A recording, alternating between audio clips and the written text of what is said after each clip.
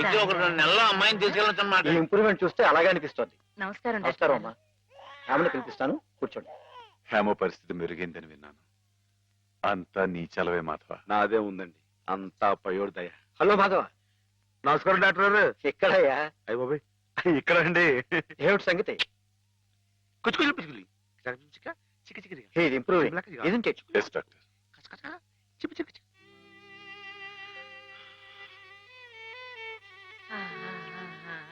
చూడు ఎవరొస్తున్నారో చూడు. ఇన్ని హేమా, నేనే మీ అత్తయ్యని. మావి కూడా వచ్చారు. నేను మావయ్యని. నీకోసం పాపాయిని కూడా తీసుకొచ్చాను. చూడు, కాస్త ఒళ్ళు చేసింది కదా.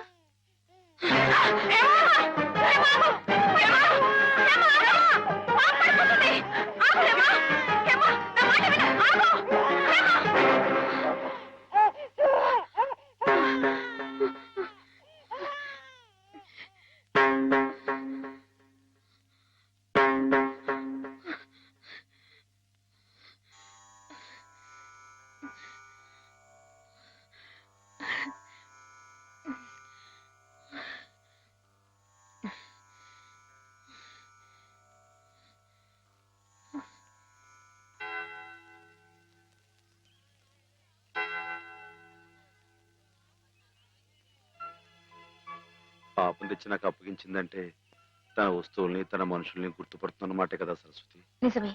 మామూలు మనుషుల్లో ఒకరి మీద ఒకరికి అభిమానం ఎందుకు ఎలా కలుగుతుందో తెలియనట్టే ఈ పేషెంట్స్ లో కూడా ఒకరిని చూస్తే అలా దగ్గరైపోతారని డాక్టర్ గారు కూడా మీ ఇద్దరి గురించి అనుకుంటున్నారు. మిగతా వారి ప్రమేయం లేకుండా మీ ఇద్దరే కలుసుకునేలా ఏర్పాటు చేస్తాను. ఆమెలో పాత జ్ఞాపకాలు మళ్ళీ చిగురించేలా ప్రయత్నం చేయకూడదు. నేనే నిన్న సహాయం అడగాలనుకున్నాను సరస్వతి, కానీ నేను చేస్తున్న ఈ చిన్న పని ఆమె గురించి మీరు ఇక్కడ అనుభవిస్తున్న బాధ కన్నానా? ఏమిటో. ఆ పిచ్చివాడు సరస్వతి ఎప్పుడు అలాగే మాట్లాడుకుంటూ ఉంటారా? మాట్లాడుకోరే పాపం. మరి మాట్లాడుకోపోతే ఎందుకు పెదవులు అలా కదులుతున్నాయి? మాట్లాడుకుంటే కాళ్ళు కదులుతాయి గాని పెదాలు ఎందుకు కదులుతాయిరా? ఓహో. పిచ్చి అబ్బో, నువ్వు కూడా కొట్టేవే. పిచ్చి నీకా నాకా? డిషుం. ఓహో, పిచ్చి నాకే. అమ్మో.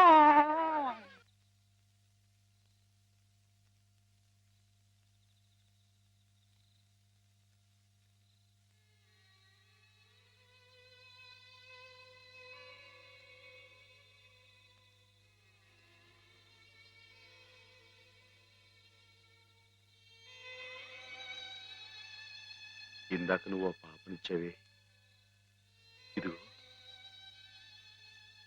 నా దగ్గర జాగ్రత్తగా ఉంది. కానీ పాప బుజ్జోటం లేదు.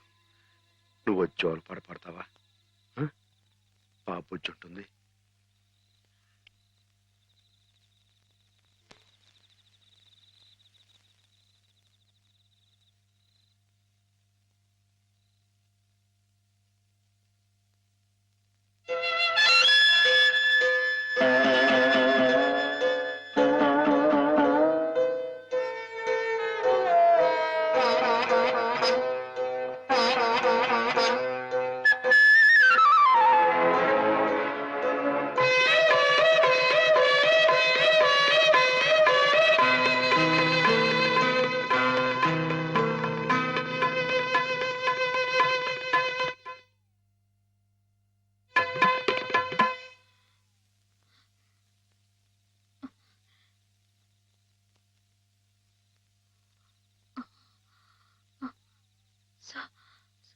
సరస్వతి, హేమా,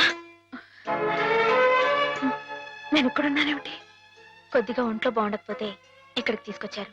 రేపింటికి వెళ్ళిపోదు గాని. ఇందాక జోలపాట పాడింది మాధవ. మాధవే కదూ? అతను ఇక్కడున్నాడేమిటి?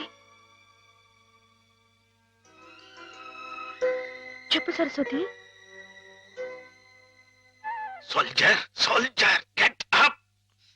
మన సరిహద్దుల దగ్గర ఏదో అలజడి వినిపిస్తోంది. మన సైనికులు ఆల్రెడీ ట్రైన్ లో బయలుదేరిపోయారు, కానీ ఇంజన్ లేదు.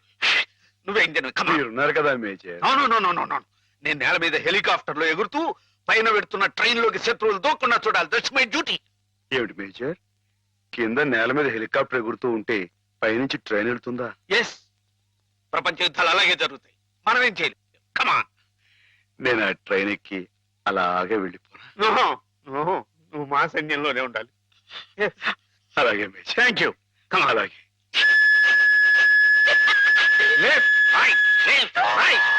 నీకోసం ప్రాణాలకు తెగించి అంత కష్టపడ్డాడమ్మా మాధవ. నేను వెంటనే మాధవ చూడాలి.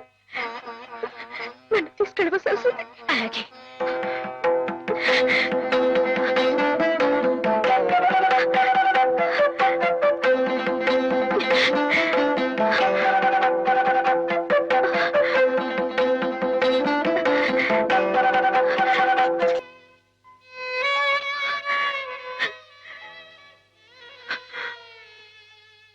రైలు ఇట్ట ఆగిపోతే ఎట్ట వెనక నుండి విమానాలు వచ్చి గుద్దుకుంటాయి చట్టం. గార్డు జెండా ఊపాడు, అందుకే ఆగిపోయింది. అయితే వీడు పిచ్చి గార్డు, మంచి గార్డు కావాలి. పాపా నువ్వే మంచి గార్డు. దా దా భయపడకే. దా దా.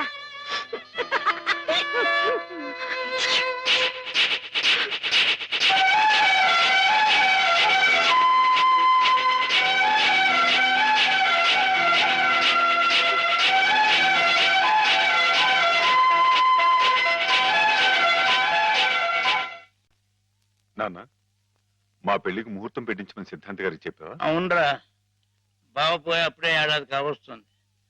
సంవత్సరం తిరగకుండా అమ్మాయికి పెళ్లి చేస్తే ఆయనకి కన్యాదాన ఫలం కలుగుతుందట. మరి పక్షం రోజుల్లో సంవత్సరం రాబోతుంది.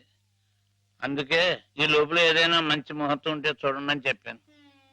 వద్దు నాన్న, నువ్వేం తొందరపడకు. ఏమిట్రా, హేమకు పూర్తిగా నయమైపోయింది, రేపు ఇంటికి తీసుకెళ్లిపోవచ్చని కూడా చెప్పారుగా. ఏమైనా హేమన్ నాకు ఇచ్చి చేయడం న్యాయం కాదు. న్యాయం కాదా? అదేమిట్రా?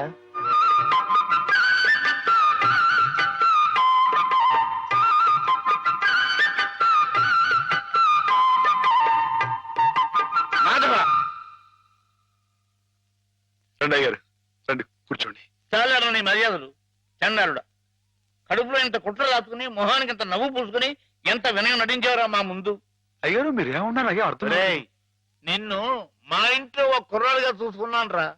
అందుకే హేమ నువ్వు కలిసి తిరిగిన, హేమ నీ ఇంటికి వచ్చినా నీ మీద నాకు వేసమెత్త అనుమానం కూడా కలగలేదురా.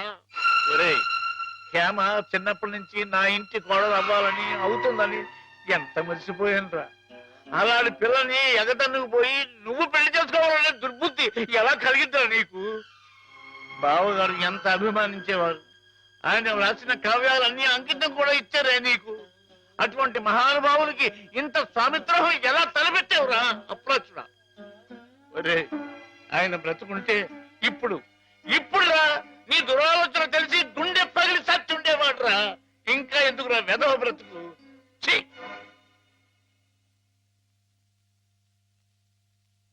వా అంత పని చేశాండి ఎదవా, తప్పు కదండి.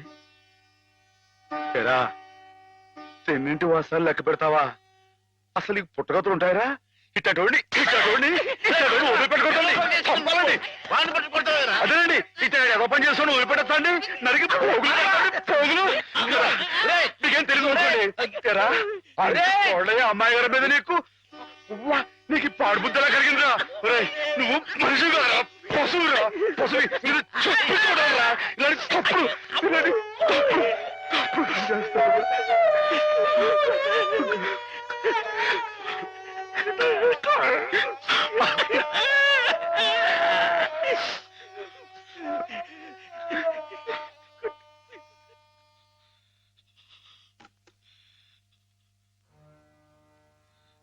ఏం బతుకురా నీది, ఏ ముహూర్తంలో పుట్టావురా?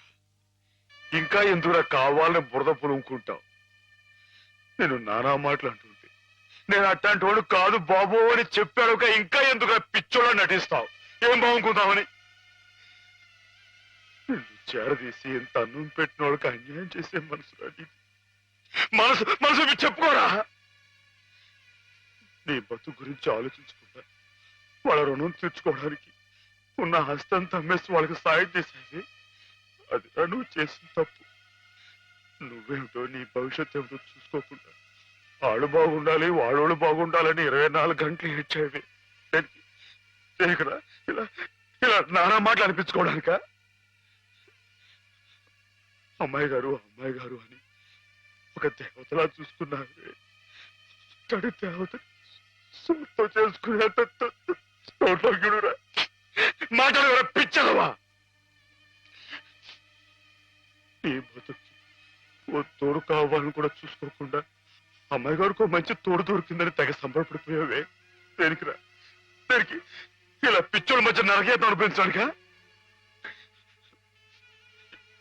ఏదో ఓ తాగుబోతే అథవా నానా కూతురు కూర్చోడంటే వదిలేయచ్చు, కానీ చిన్నప్పటి నుంచి నువ్వెవరో నువ్వేంటో తెలిసిన ఆ పెద్ద అన్నారే మాట్లాడినాడంటే ఒరే మాధవా, నేను ఆ దేవుడు కూడా అర్థం చేసుకోలేదురా. అర్థం చేసుకోలేదు. కుళ్ళు చచ్చిపోయేదాకా ఏడవరా ఏదవా? నీ మొక్క నాకు ఏదవరి.